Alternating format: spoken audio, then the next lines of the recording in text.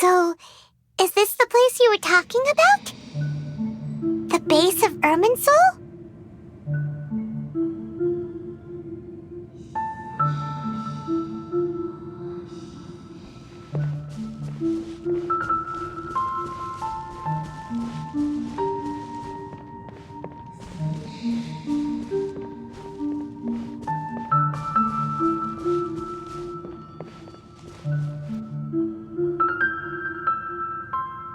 Well, this is the place.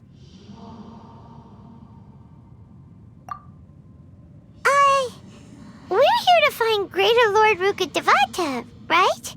But the one standing over there is... Is that... me? She looks exactly like me. Are you Greater Lord Rukkhadevata? Yes, that's me. Are you surprised by my appearance? Irminsul and the surrounding lands have been reproduced here as they were years ago. But this is just a realm of consciousness. We are manifestations of the same nature, hence why we would appear exactly the same. We're of the same nature?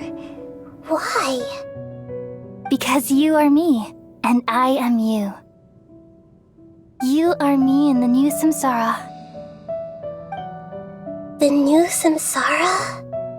As Greater Lord Rukkhadevata, I'm the avatar of Irminsul, and you are the purest branch snapped from Irminsul. Imagine it this way. Even if a tree dies, its branches will eventually take root and grow, continuing the tree's life in another form. I'm merely the remaining consciousness of Greater Lord Rukkhadevata. The real me has presumably died a long time ago.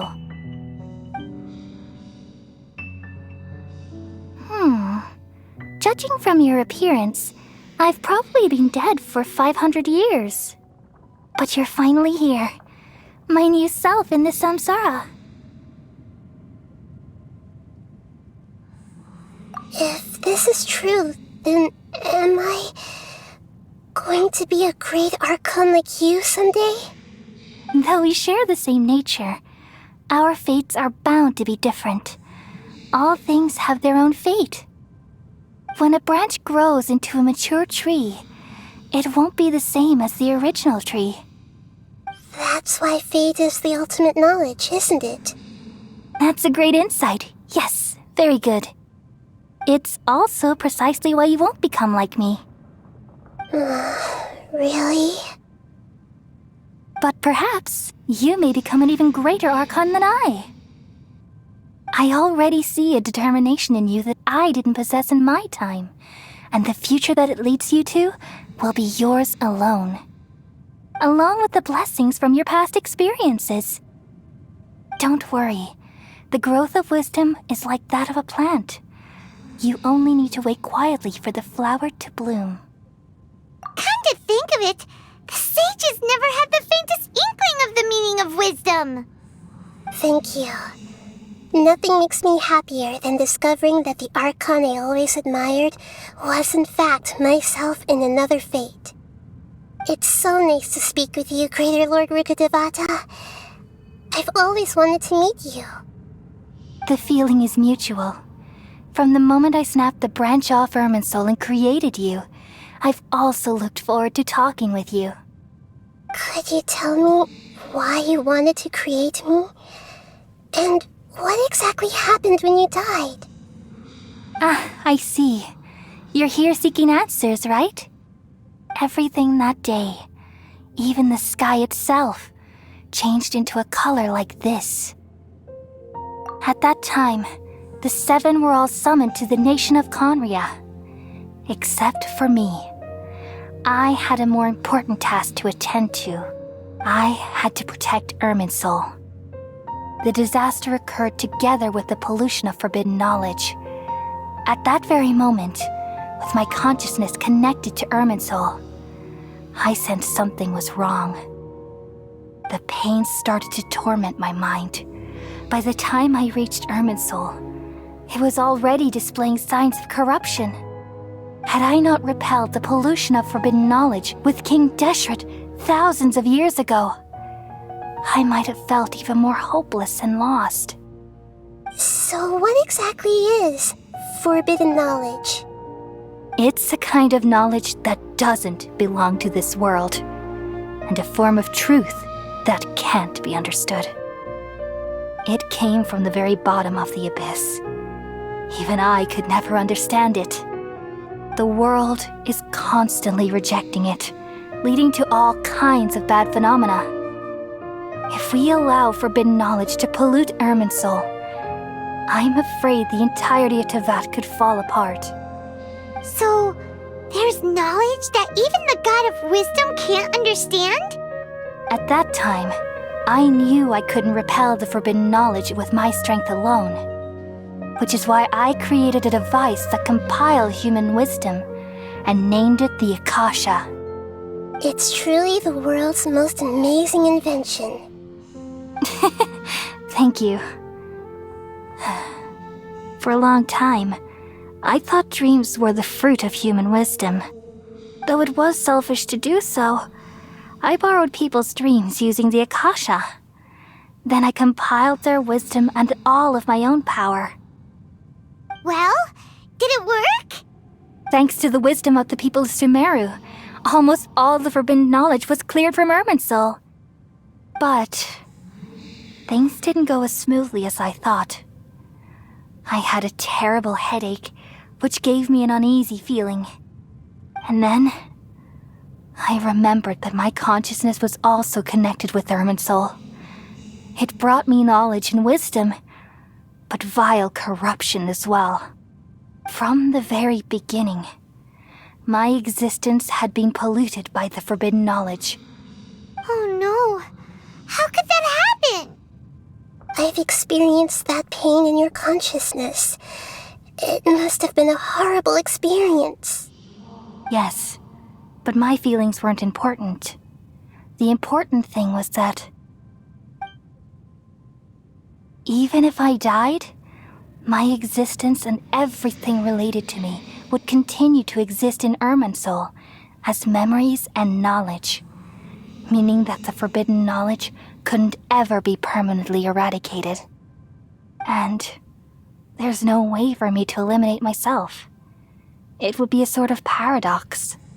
So, I took the purest branch of Irminsul as my incarnation in the next samsara and left a trail of clues, all in hopes that you would come here and remove me and my pollution from Irminsul forever. Wait, no, I can't. So you realize what that implies. You are very smart indeed. Irminsul has all the knowledge and memories of this world. And as you've realized just now, removing me from Irminsul means I essentially will never have existed in this world. But this is the only way to save Irminsul. People love you so much and they've missed you so much over the past 500 years. I am exactly the same. So how can we just forget you like this? Is there really no other way? There must be something else I can do. You're the god of wisdom, Buer. You should know that there is no other way. But this is so cruel. I don't want to forget you. No need to feel so sad, Buer. As someone who delights in wisdom, you should feel joy at finally finding the answer. These are the words in their entirety, the answer you've been seeking all along. Let the world completely forget me.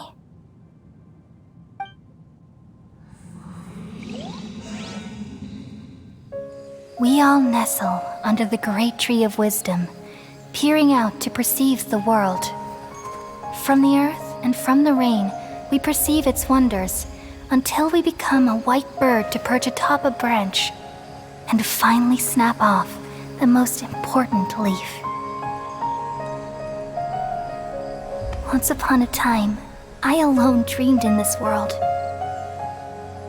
In my dreams, everybody would also dream after they fell asleep. Wild and wonderful thoughts would emerge from their minds.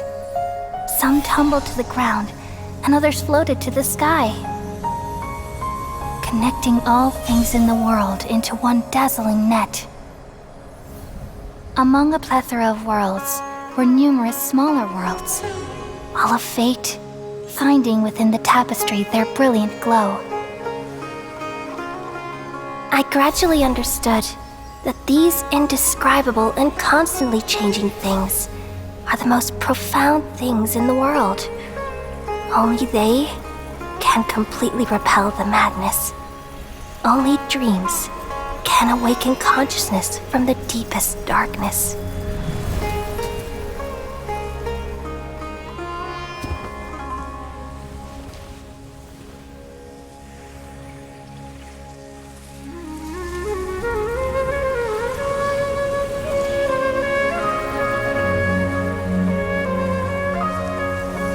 I'm the one who posed this question, yet also the one who sought a solution. Saving the world with the dreams of the people used to be my answer. And now, you've also found your own answer, and I shall return all the dreams to the people.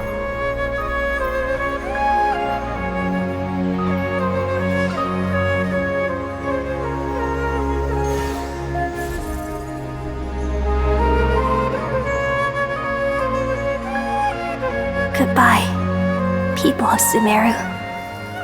May you be blessed tonight with the sweetest of dreams.